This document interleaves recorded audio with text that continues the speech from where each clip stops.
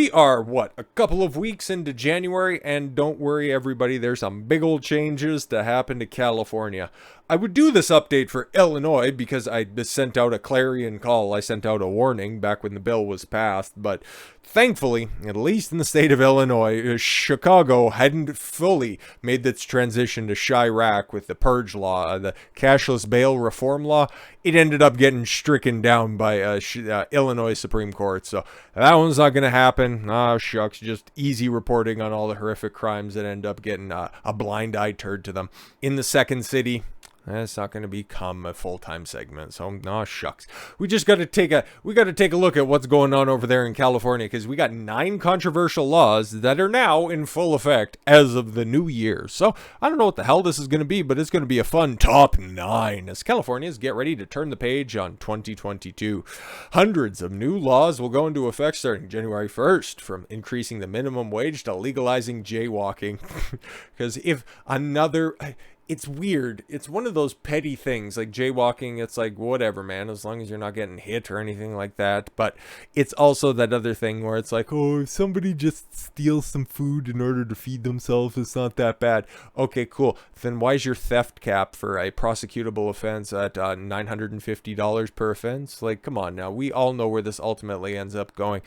Just a bunch of aggrieved people with nothing else to do, hoping that whoever clips them with the side of their vehicle ends up having insurance so they can get an easy fucking payday. Like, let's just stop it. We know that's ultimately how it's going to end up going.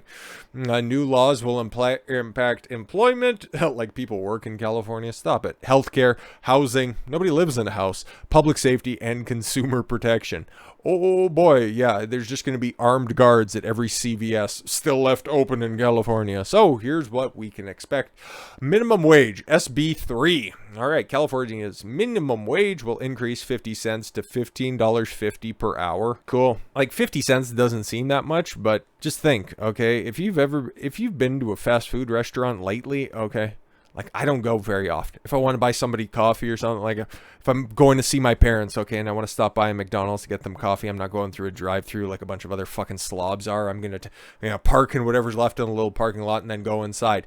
I don't see very many people. I just see the person that comes out from behind the counter, place the order on top of the counter or whatever, and away I go. How do you place the order if you haven't been inside one of these places in a minute?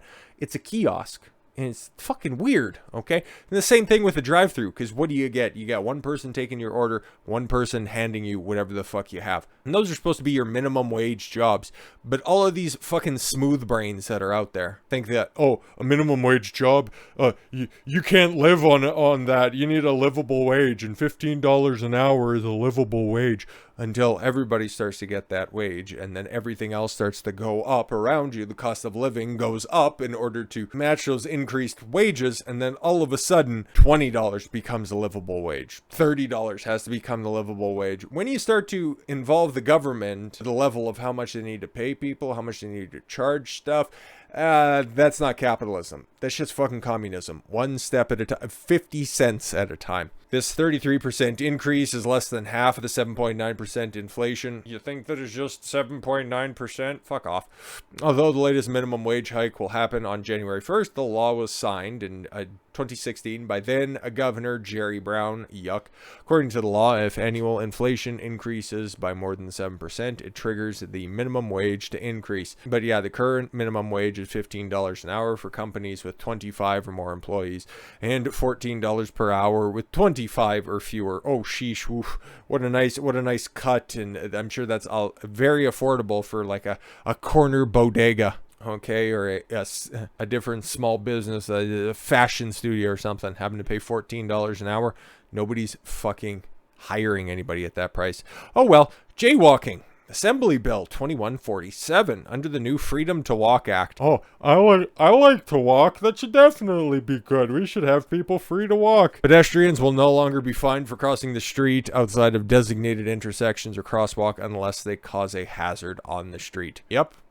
Now, in theory, that sounds like a good thing. It's like you shouldn't be confined by fucking crosswalks, especially if nobody's around, okay? Nobody's driving on the street. You're at one side of the road. You need to get to the other, okay? When I'm out on a run, I jaywalk all the fucking time, okay? Hate to admit to a crime or anything like that, but I always, do the old shoulder check, make sure nobody's around, okay? And especially during the winter when there's stupid fucking windrows in the middle of the road. If there's a little carve out instead of hopping over a 3-foot high little temporary median, yeah, I'll run right along the fucking boulevard, the snowplow, or the snowbank, only to cut across wherever there's a little dig out, okay? But yes, I also pay attention to my surroundings so I'm not inconveniencing a 2,000-pound vehicle that is traveling at 50 or 60 clicks an hour, okay? Because I'm a big dude. I just am not as strong as a vehicle that's going to be doing that kind of a speed, okay? I know who would end up victorious at the end of that confrontation. But supporters say the law will reduce inequitable policing towards search. Oh, okay, of course, yeah, we need to pass this because racism, because what, black people aren't smart enough to recognize crosswalks?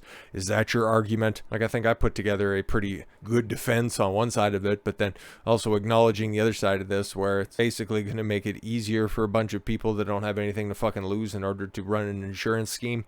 Like, come on now. Never give your opponent powers that you aren't or don't fully understand. Some suggest it will encourage more people to walk instead of drive. Opponents worry that this could lead to more accidents and ultimately cause more pedestrian deaths. The base fine for jaywalking a bit $25 to $250 per infraction. COVID misinformation. Sorry, what?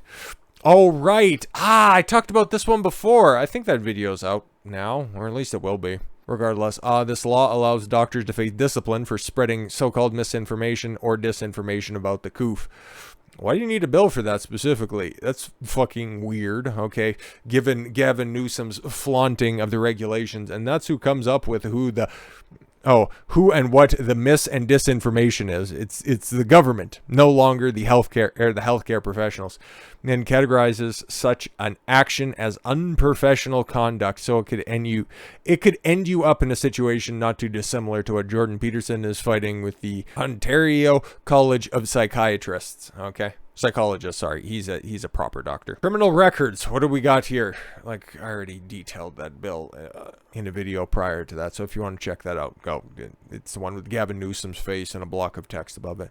At least 225,000 Californians with prior convictions or arrests will be able to have their records automatically sealed for criminal background checks due to this new law. Okay, if it's after a certain amount of time depends on which offenses are sealed off, I don't necessarily see anything wrong with that. Okay, while the records will be automatically sealed once people complete their sentence and go 4 years without new arrests. That's long enough, depending on some of the offenses that get sealed away. Others will now be able to petition a judge to have theirs sealed.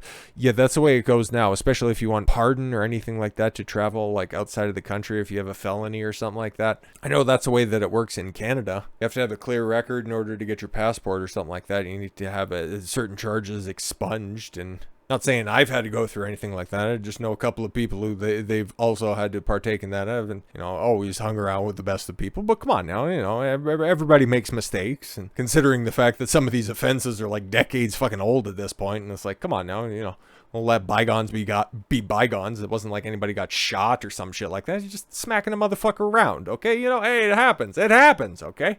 Some people get fucking lippy and then just need to be taught a fucking lesson. But 4 years... Ooh, I don't, man, depending on the infraction. Okay, simple assault, yeah, that's fine. Okay, you go between sentences 4 years apart, yeah, that's fine. Okay, it's probably not terribly relevant. Again, hate to have the fucking nuanced midwit take about this. It depends on the offense, and it depends on why your background's being checked, okay? Like if you got a couple of CP charges that were 5 years back in the can and you're looking to get a job at a preschool, pretty fucking important, okay? Or if you're looking to be a driving instructor and you have 16 different DUIs from back in the cut, I don't think that necessarily qualifies you. But if you're on the straight and narrow going forward, I think 4 years is probably, I don't know where you come up with that, okay? I'd maybe petition for a little longer of a period of good behavior, but I like the sentiment of the bill. It's just, in practice, of the ones that we've looked at so far, that one's probably going to have the smallest negative impact. Be completely wrong on that one. Loitering. Oh, great. So this is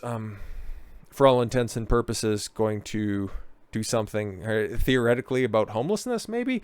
The new California law decriminalizes loitering. Oh, okay, no, it's actually going to incentivize it. So, yeah, if you loiter, if you just hang around a place, you set up a tent, I don't know, maybe bring out a fucking battery-powered stove or an air conditioner. Hey, man, don't worry about it. You can't tell me to just go ahead. For the intent to engage in prostitution. Holy fuck, California's lost, man. Also known as the Safer Streets for All. She belonged to the streets. Now she can stay there. Delicious. The law was introduced last year by State Senator Scott Wiener. Oh my God, this motherfucker who wants to decriminalize, well, he's effectively, you know what? Don't take this out of context or anything like that. But this guy actually gets shit done in Congress, okay? Because he's the motherfucker who sponsored or co-sponsored the bill that made it no longer a felony to unknowingly transmit AIDS to a partner. That's that motherfucker. And then also got it, or he was at least petitioning last time that I checked in on that one.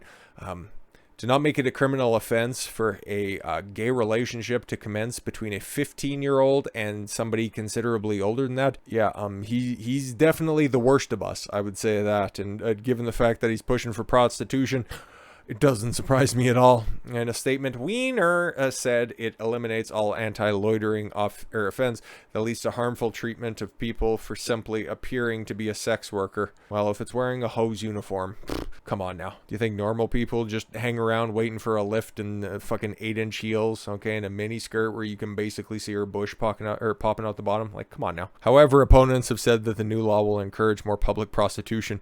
Yeah, no shit. If you don't tell them to fucking move it along, if you no longer have that capacity, bro, might as well just give them a fucking whiteboard to walk around with their OnlyFans link on it. Like, just stop it. Los Angeles Sheriff's Department, oh man, those poor fuckers, have also stated the law will take a major tool away from law enforcement, especially for targeting sex buyers. Yeah, exactly. Buy in box is never the answer. Parking requirements. All right.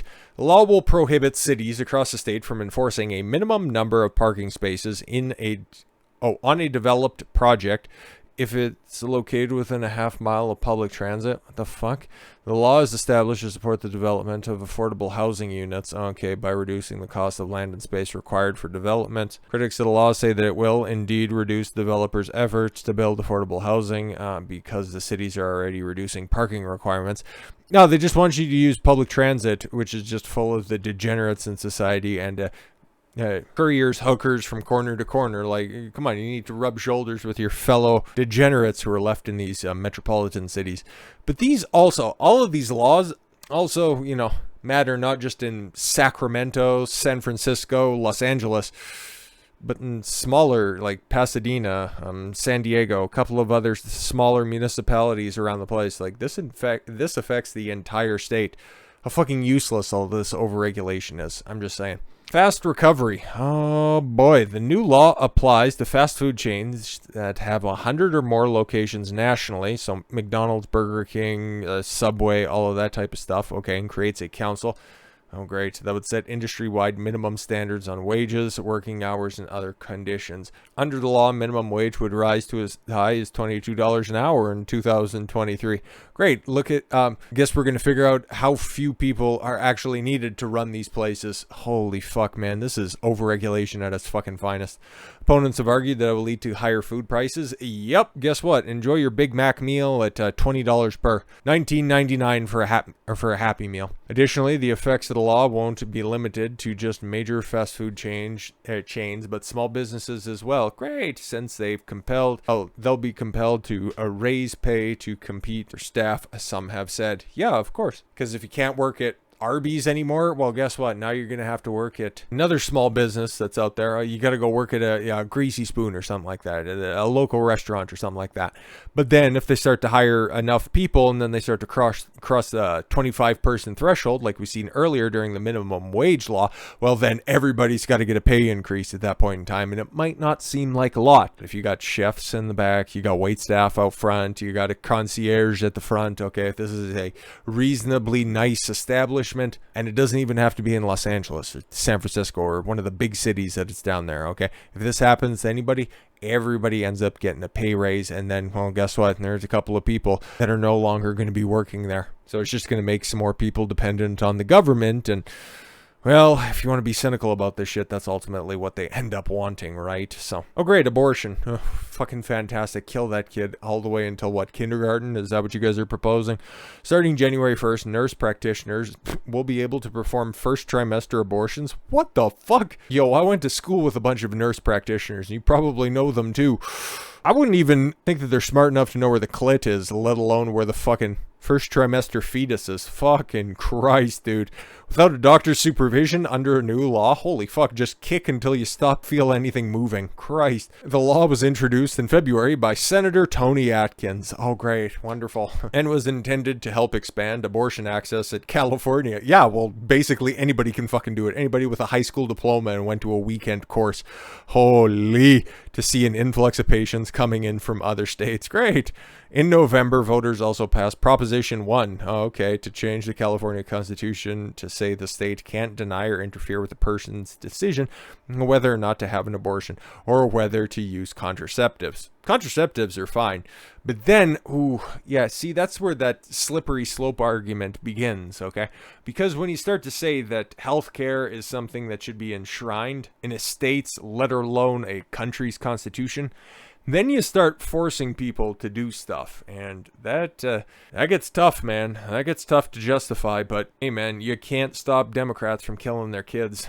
Salary transparency, last but not least. So, new law requires companies of more than 50 employees to start including pay scales for their job postings in 2023. I don't see anything that's necessarily wrong with that. But then at the same time, that's just another one of those goofy little over-regulations where does the government really need to be doing that? And is this just one of those vanity plays? Or, well, for some people, it's just going to be an opportunity to flex. Oh, look at how good and how equitable we pay our employees, isn't it great? Come work for us, but only, 24 people because we don't want to pay everybody that much. Or will this be used by a bunch of vindictive activists in order to try to shame people and go after their finances? I could see it working either way, but that's what's going on in California in 2023. Congratulations if you're still there, because shit continues to get fucking worse for you. So, with all that said, thank you all very much for the gift of your time. I've been Don Consuelo. I want you to follow your gut and get after it. Take care, everyone.